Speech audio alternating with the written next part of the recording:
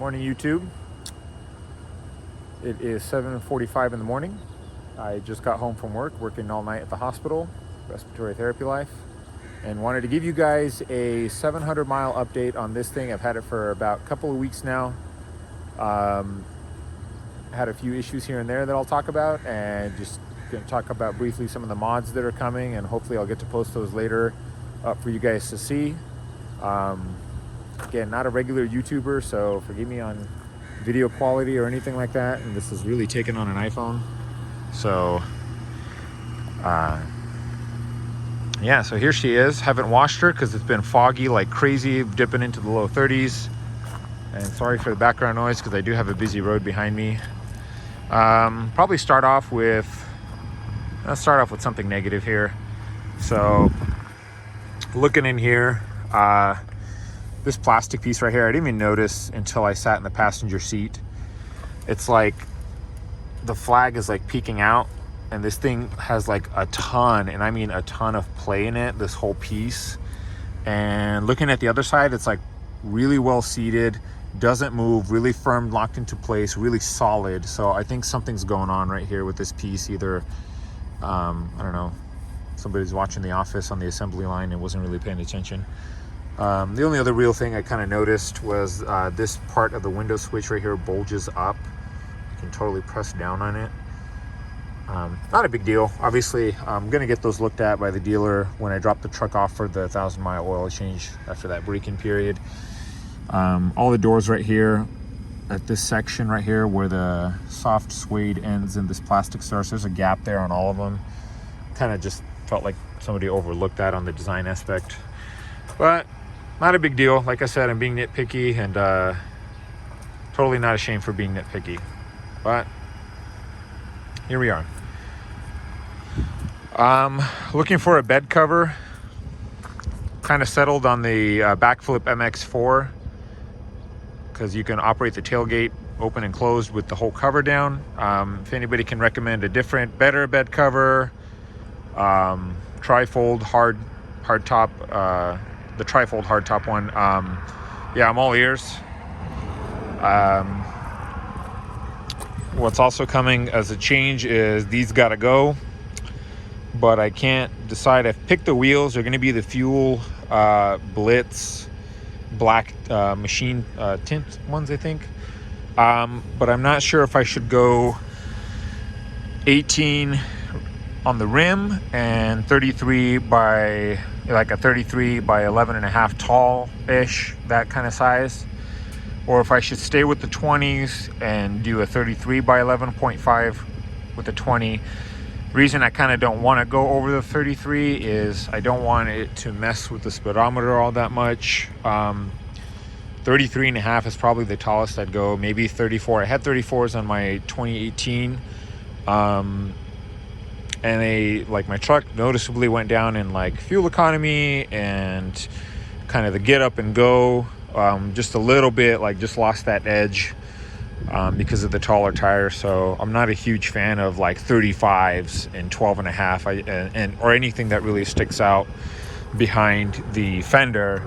And as you guys can see, these are pretty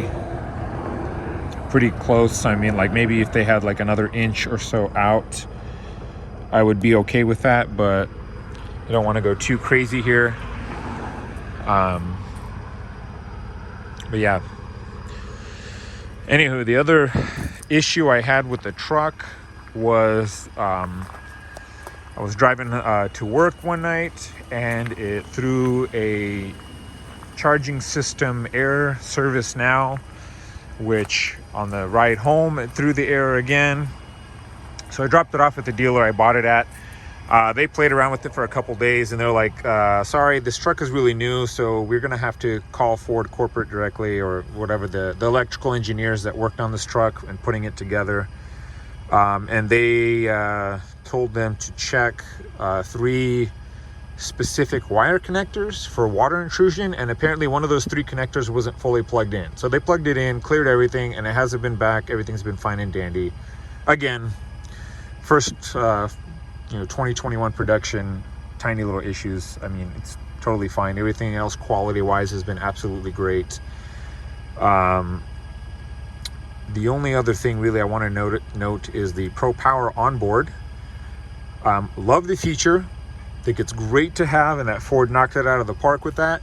The only problem I have is that every time I come in and start the truck, it defaults to on. So there's that Pro Power onboard button where you can cycle, and it'll tell you right there in the top left corner what you're on. All outlets off, low power mode, or generator mode. The problem is, like, say I'll leave it on all outlets off, and then you go features, Pro Power, it's off, right? Gonna kill the truck. Climb in here, press the pedal, restart this thing. I'm gonna go Pro Power, and it turns back on. Why? If I'm not using any of the outlets, I don't understand why it defaults to on. The reason is, like, people are like, okay, why do you care if he defaults to on? Like, who cares? The problem is this thing right here, back here, it runs a tiny little fan. If you can hear that. I'm gonna move that up there. That fan is always on when Pro Power is on. You turn it off, shuts off the fan like 30 seconds later. And so if you're not listening to music and you know the sound that the cooling seats make, this thing is like twice as loud. So it's on, it's there, and it sounds like, I'm going to be frank here, it sounds like the white noise app you would play for kids to fall asleep and stay asleep to. And I really hope somebody, like, enough people complain about that Ford just gives you the option over the air to just say, hey, unless something is plugged into those outlets, keep Pro Power off. I don't know if there's a battery in there that needs to stay charged.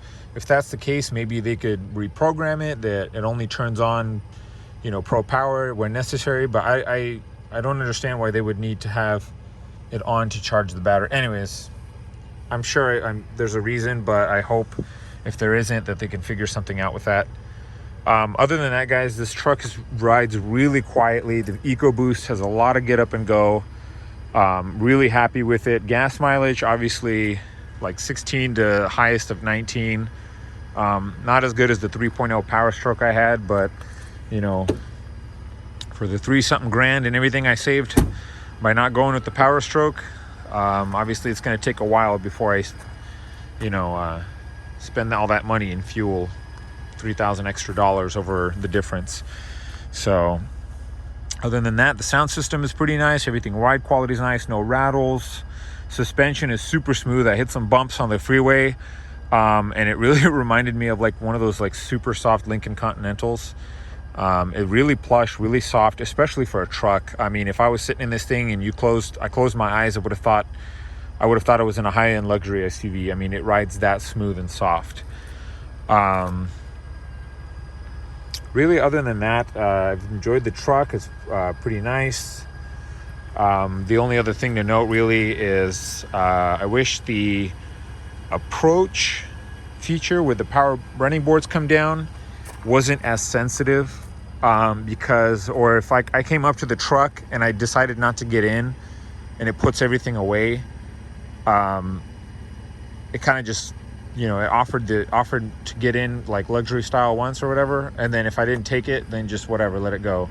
But I could be standing there after church, you know, like this close to the truck, talking to a buddy of mine, or probably like this close on the sidewalk, and it'll bring everything down, and then I'm talking and it goes away. If I move even a few inches, it detects the proximity of the key and comes right back out and lights everything up. So I kind of have to step further away from my own vehicle just for it to stop lighting up. We were talking at night, so it kind of looked like I was showing off, maybe like lighting the whole thing up over and over again. And so wasn't really convenient all at that point. And probably the last but not least, I don't know if the software tool Force Scan is going to be available for this truck. When the headlights are off and only the C-clamp lights are up front, I modded it on my other 2018 that these lights are on as well, kind of to match the running lights front and back. Obviously on this one, only the front ones light up. The headlights are on right now. hopefully it can do something like that and disable that annoying double honk when getting out of the car. Man, that is annoying. But other than that, in case you guys forgot, this truck is still better than a Chevy or a Ram in every conceivable way. And yeah, don't forget, best-selling truck out there, and this is plenty of reasons why. Anyways, hope you guys enjoyed this. If you guys have any recommendations for mods or any other of these things, please feel free to leave me a comment, or yeah, hope you guys enjoyed.